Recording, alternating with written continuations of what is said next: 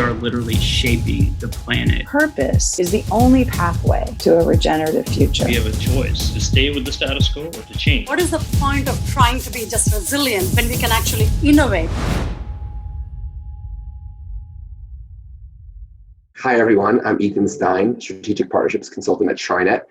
Thank you all so much for joining us tonight here at the first ever virtual Shadow Summit. As an investor in Shadow's new fund, I'm extra excited to be learning and taking all that Summit has to offer.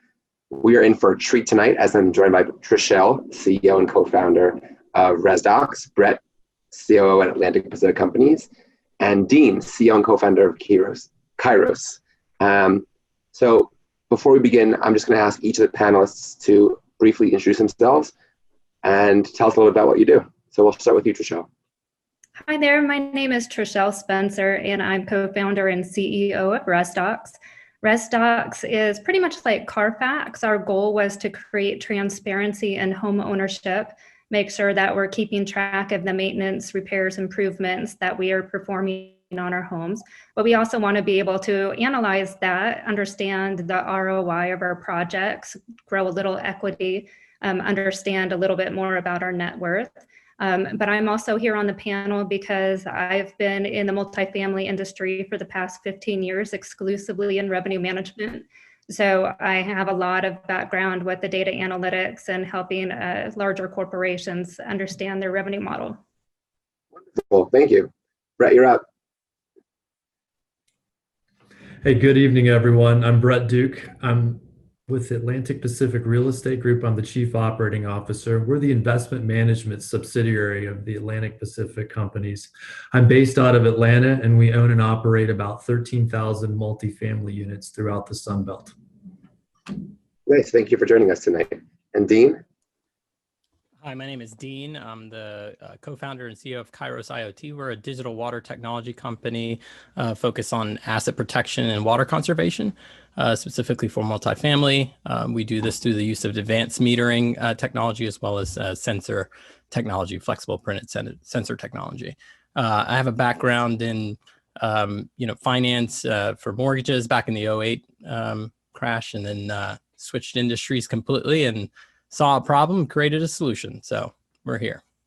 Wonderful. Now, Kairos actually has some experience with the Shadow Ventures, correct? Yes, absolutely. Yeah. we've been hanging around the family for a little while. We've heard great things about your team from the incubator program. I have to just jump in and say that Kairos is absolutely one of our favorite incubator companies at Shadow Ventures. So it's a pleasure, Dean. Thank you. We appreciate it. So data-driven, is a very popular term these days. What comes to mind to each of you when you hear data-driven decisions in relation to multifamily? Dean, we'll stick with you. Okay, so for me, I think certainly, KP says this, and I have to, he's wise in his sage wisdom that he shares all the time. And he says decisions become a lot easier in the face of data. I think for us, bringing attention and awareness to things that are happening within a building, first and foremost, as mentioned in previous, sessions here at Shadow Summit, is data. You just got to get the data first, and then it makes it so much, more clear what the pathway could be, right? Because that's the next big jump. Is once we have the data, what do we do with it? And I think that's where we're sort of experiencing this massive shift, in all the different facets of real estate. So, I mean, that's just kind of generally where my opinion sits on data. Brett? So when I hear data-driven decisions, I really think of three things. I think it's important, it's difficult, and it needs to be targeted. It's important because we have more and better data today, and we should be utilizing that to make better decisions for our business. At the same time, it's difficult.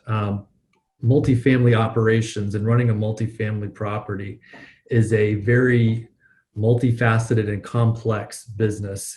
And it's difficult oftentimes to find the correct data. You can find yourself running into data fallacy traps. But then there's also, I think, of targeted. You have to be targeted and thoughtful about the data you're using to avoid these data fallacies or finding conflicting signals. A lot of aspects of the multifamily business are just generally difficult to quantify. For example, you can have situations where what's a prospect think the first time they drive onto a property? How does it look to them? Or, for example, let's say a prospect finds your property online and calls in to ask some questions about it, and the leasing associate might be dismissive, rude, or non-responsive. While you can begin to peel back the onion with data to try to identify some of those factors, oftentimes it's very difficult. So it's tough to find the right data sometimes to make these data-driven decisions. Thank you. Trachelle?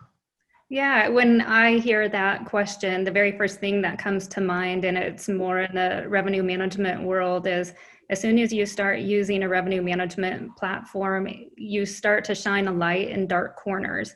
So what we mean by that is when you start exposing yourself to the different data points, and then you're able to look at different elements of the business, not only the revenue management side, but the operations, the marketing, and then you can find out where your weaknesses are and build off of that.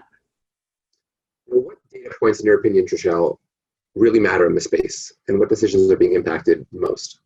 The decisions that are impacted the most, I believe, obviously top line revenue, especially in this era where we're having issues with rent declines and concessions.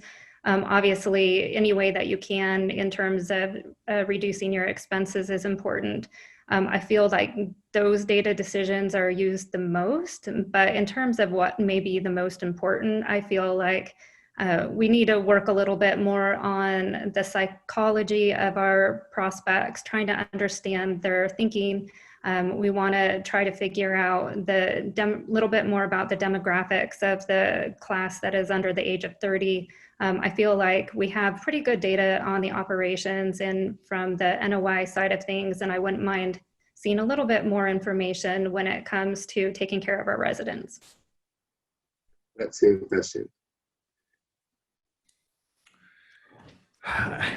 It's an obvious statement, but I agree with what Trachelle said. It's data that drives revenue or reduces expenses. And I think sometimes we in the multifamily sector can fall into a situation of almost data hubris, where if we get really good data in some aspect, it might be great, but it might not really help drive the profitability or the performance of our asset.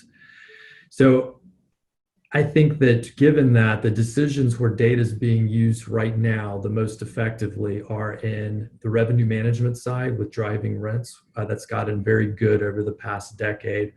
Also in marketing, being able to target marketing sources and a lot of the data that comes from there.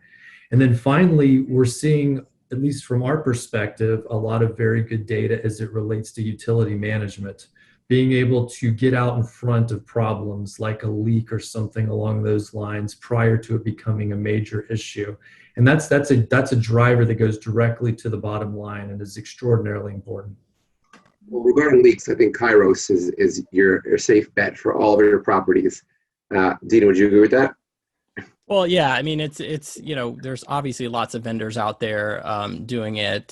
Some of the technology in the water space has just been sort of stagnated for quite some time in terms of, capabilities, right? So typically the new shiny objects go to the consumer space first in terms of complexity and capability, and then it moves over to the commercial space. So what we saw is this need of looking at a multifamily space in a similar fashion, to the way a single family home has data, right? But obviously you have that multiplying factor that's involved there. So the scale of the problem becomes much, much bigger. And so everything from what we've learned from insurance companies to owners and operators is just an indicator that, when you've got the combination of rising costs in water, combined with the rising cost of insurance, it's just sort of this, this recipe waiting for impact to the bottom line, as he mentioned. So we're obviously hyper focused on that space. I've personally witnessed 3,000 plus water damage cases in my life. And so coming up with an adequate solution for such a very complex problem is not easy. So, when you're talking about leaks that happen in multifamily, it can come from the roof. It can come from, your water heater, your HVAC, your appliances, your fixtures and faucets. So there's just so many different places that it can affect the asset. And the taller the building, the more likely you are to experience significant damage. We've seen $300,000 worth of damage all the way up to, 7 and 8 figure damages. So, Dean, what do you think? How is the real estate market, specifically the state of the multifamily market, currently informing your decisions? So we'll give you one example. We were working with a fairly large, a top 15, owner operator in the Florida market. For example, you have very different kinds of problems than you do, for example, maybe in New York or out in the West. But in Florida, you're dealing with humidity. I mean, you're right by the ocean. It's just a big problem, right? And so if you're going to control, water or moisture intruding into the property and affecting it, you do need to know what the humidity levels are. You need to know what the performance of the HVAC systems are. And, that tends to be one of the most costly, R&M items, right, is the HVAC. And, depending on the quality of the technicians on the ground, one technician might say, we need to replace it. The other technician, really knows what he's doing and knows, it's just this little repair that we need to do, or, we need to optimize the fan speed. So one of the things that we've done is we've placed sensors that can measure the intake air coming into an HVAC unit, not only the temperature and also the humidity level, but then also knowing what the discharge and the supply is, so that we can see the difference between incoming and outgoing. And as that starts to approach, this point, we can see what's going to happen before it actually happens. A lot of times, when you have those conditions that are conducive for organic growth, that can really be a tricky situation, especially when everyone's hyper focused on health.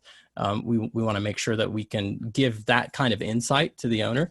And in many cases, we're able to jump on that within 24 to 48 hours of reaching those conditions, because typically that goes ignored for 60 to 90 days. And then you've got organic growth. So for, not saying we're the only reason why, but I think we do have a part to play. Last year, this particular vendor had an issue where they had 12 issues with claims. And then this year they're down to 0, right? So that kind of, impact can really make a big difference, especially if you think about the experience the resident has to go through with that type of claim. Trachelle, what are your thoughts? Oh, I'm sorry, you broke up. Who are you requesting? You, please. Oh. So the data points for revenue management are everything to do with occupancy and leasing. So we're looking at your different floor plans, looking at the supply and demand of the floor plans. We're looking at the seasonality and the annual trends of when you get in traffic. We look at the marketing data to see how much traffic is generated and for what floor plans. And then, of course, we're looking at the occupancy of the individual floor plans to determine if we should be able to raise the rents or lower the rents. Basically, everything that the on-site folks are entering within their property management system, even including their current residents and if they're able to retain their current residents or what the turnover rates are. Each of the three of you, Brett, Trachelle, and Dean, have unique connections to the industry. And as we're in conversation with Shadow Ventures, who are investors, for owners and operators that don't have access to a lot of capital resources and maybe trying to make better portfolio decisions, what advice would you give? We'll start with you, Trachelle. Yeah, I'm going to kind of relay this over to my personal company, RezDox. But when you have a startup, if you are working with smaller companies that don't have the resources to invest, I think the startups is the way to go, because as a startup, you are looking to acquire growth. You're looking for partners. You're looking for companies that would be willing to beta test your product. So if budget is a concern and you can't afford the larger software company packages, you might be able to come across something that could really work for you.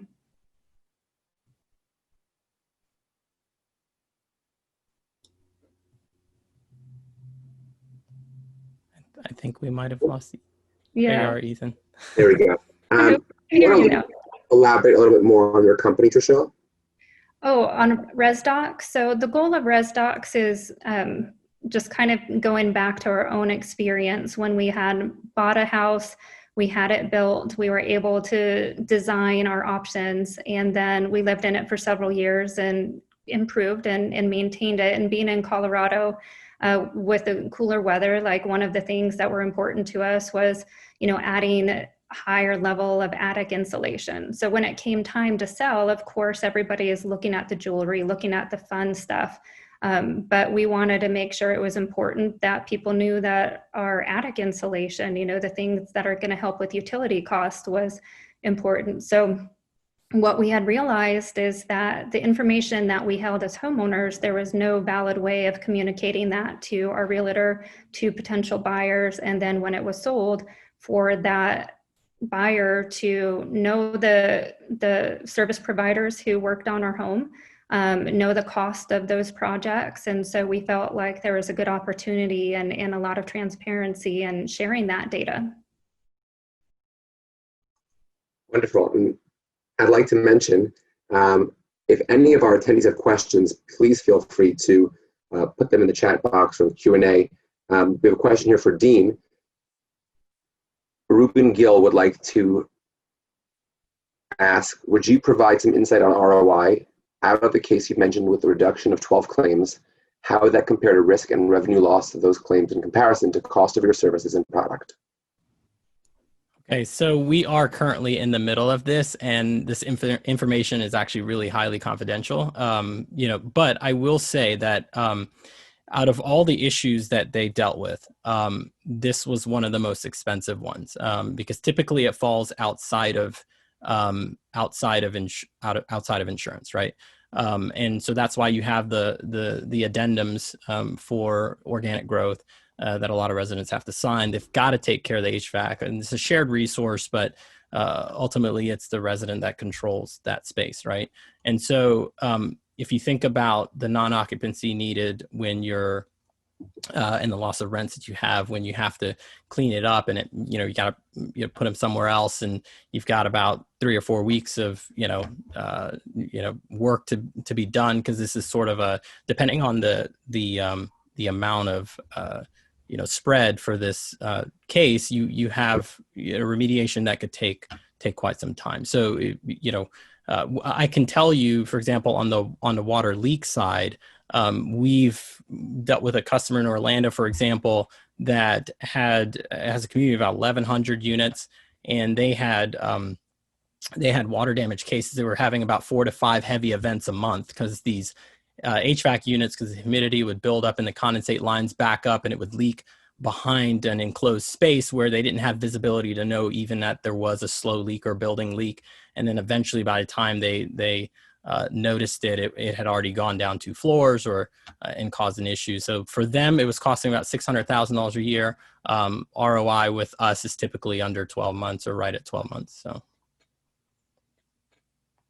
Brett, I'm going to take the question about the owners and operators who don't have access to a lot of capital resources. They're trying to make better portfolio decisions. What advice would you give? My advice would be to network, read a lot, and then copy what works. Success in this business is often built on plagiarism, and finding out what the big folks, the larger, the medium-sized companies that have a lot of resources to throw at problems, what they're doing is a great way to be able to leverage the dollars that they've spent into a solution for yourself. Brett, you're a successful guy. What do you read so that way we can plagiarize and be as successful as you? I read all of the industry magazines that everyone else does and newsletters. And there's so many nowadays, it's tough to keep up with them. But I think where you learn the most is in environments like this, being able to hear about things that are working for folks, best practices, being able to meet people and hear about their solutions. So coming out of an event like an NAA, being able to talk to a number of vendors as well as your competitors and just finding out what's working for them. Because oftentimes you'll come upon something that's not that difficult, or it saves you a ton of time.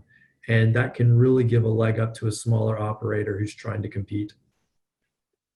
I would like to chime in there. I agree with that. Just in the revenue management side of things, we like to go in and understand the competitors and go and shop them and chat with them. And I find that out of the clients that I've worked with, the larger competitors are more willing to share the data. And then as you have more private owners, they feel a little bit more protectionism towards their information.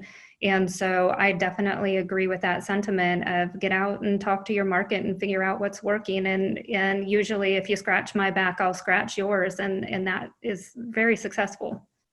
When Zach and the team invited me to the summit, I was unable to attend when it was meant to be in person in Atlanta.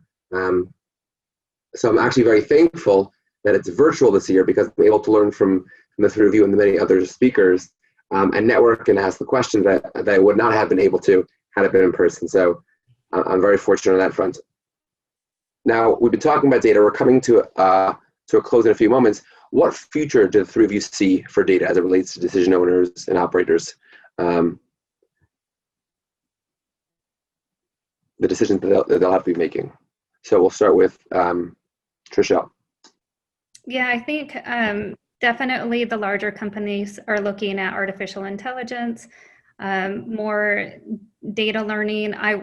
Going back to one of my original points, I would like to see more data and information around the consumer and making sure that we are taking care of our customers versus just treating them as a cog or just another lease. I would like to be able to see a little bit more activity in helping our customers grow, especially financially, because we are catching the younger demographic and figuring out how we can help them as they transition from renters to homeowners. Yes, thank you. Dean? I mean, I definitely think obviously from our perspective, we do see a future where, we'll be a lot more responsible when it comes to managing water as a utility. We've got about 4 years or so before water becomes one of the most expensive, if not the most expensive, according to the EPA, utility in any building. It's because you got to heat it, treat it, and pump it. And if you think Flint, Michigan's the beginning of it, you've seen nothing yet, right? The infrastructure is aging; it's not getting any younger, and the impact and demand on the food supply chain all the way down to utility companies is continuing to have an impact. So we should first start with, I think we've heard it many times, can't change what you don't measure. So we start with measuring. I think there's 10% of the multifamily space has sub-metering for water. I mean, electricity was kind of the first big gain that you could get. Gas, that's pretty standard from the utility companies to have that sub-meter, and not every building is a candidate for sub-metering. It depends on the infrastructure, but you're seeing a lot of regulatory pressure, especially in places like California with SB 7, where they are basically saying if you have a multifamily space, you have to have it sub-metered, right? When it's being built, or you have to use a RUB system. So we do see a future where that data from those connected water meters will give people the insight to know, like ahead of time, you've got leaking, toilets or showers or whatnot. You have running water for 24 hours or several hours, and you can get ahead of that before you get sort of that payment shock. So I see the future being more proactive, more predictive and prescriptive, especially when it comes to HVAC monitoring. It's a big opportunity. Temperature sensors are fairly inexpensive. Leak sensors are inexpensive. Water meters are a little bit more capital intensive, but certainly have an ROI, especially when it comes to utility recovery. So I think that's the future, at least for the sector that I'm focused on. What do you find in all your reading for the future of data? So I think our industry has been notoriously slow about embracing technology. And I think that's begun to change, but it still has a lot of changes that can be made. And I think that continued automation through different facets of our industry is going to lead to cleaner and more actionable data. Oftentimes, a lot of the data that we made decisions on in the past has been based upon manually gathering data from your folks on site, whether it's work order tickets or resident cards and things like that. And we're moving into an era where we're beginning to get automated data, which is oftentimes far superior. I think with that improved data, it's going to be more predictive and it's going to be more actionable for owners, which is going to lead them to want to automate more so they can get more good data. And that virtuous cycle is going to, I believe, really begin to move multifamily and the real estate industry as a whole into a more data-driven environment for decision-making over the next decade. Right, we have a question for you from Miguel Garcia. Do you rely on some software suite, Yardi and Strata, as the core source of data? For other sources of data, do they need to integrate with such suite? It's a great question. The answer is yes. We use all of them. We get a lot of our data from our core leasing and rents platform, management software platform, but we also have ancillary services, whether it's utility management, whether it's some kind of tracker or chatbot that interfaces with prospects. So there's a number of different places we compile data from. Now, as we come to a close, I want to give each one of you three an opportunity to share any other points that you may wish to share to our attendees, and as well as where people can potentially learn more about your companies, contact you. We'll start with Dean. I want to give a little plug. Next week on the 29th at 1 p.m., there'll be Kairos startup pitch with Shadow Ventures. So Dean can begin by sharing a bit more about that as well. Sure. And we've been working on a white paper for the last, probably about 4 months now, collecting data, speaking to, asset managers across different, product types, and, just collecting data, right? From the ground, seeing what's impacting their bottom line. And one of the things that we learned, which we'll share in greater detail in the white paper, is the insurance industry has had a period of softness for a while, and then gotten just railed by different sort of catastrophic events, and what that's done over the last 4 years is you've seen a 300% increase in spike in insurance insurance deductibles, and then on the premium side, you're seeing sort of budgeting for 5% increases year over year, and we're seeing from the asset managers that you're seeing as high as 20%, 30% in some cases.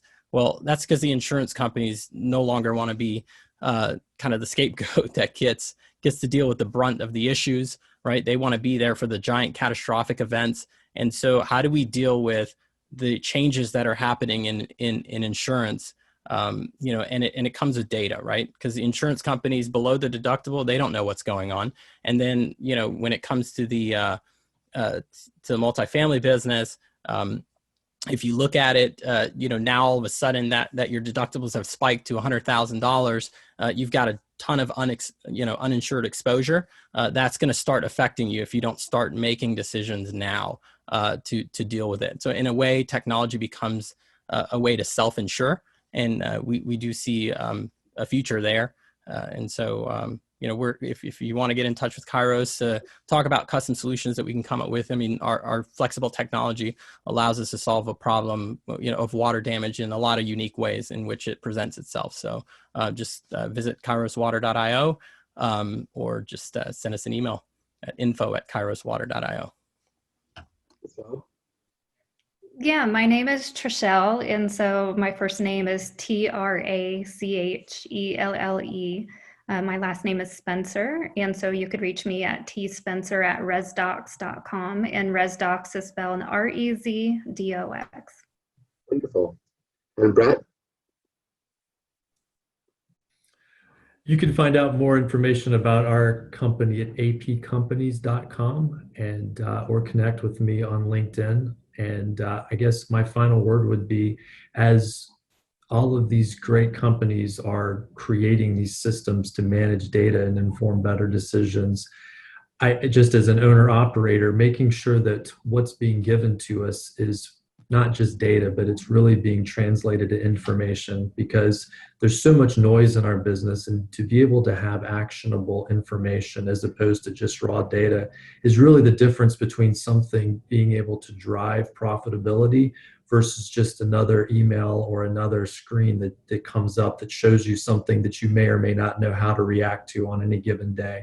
So I'm very excited about the different innovations that are going on within our industry. And I think it's going to look very different 10 years from now. Wonderful. Well, on behalf of the Shadow Venture team and family, I want to thank you three, Trachelle, Dean, and Ben, for a really meaningful and wonderful conversation. Thank you. Have a good evening. Thank you very much. And thank you to Ethan for doing a wonderful job moderating. Thank you, Thank you, everyone. everyone. Take care, everybody.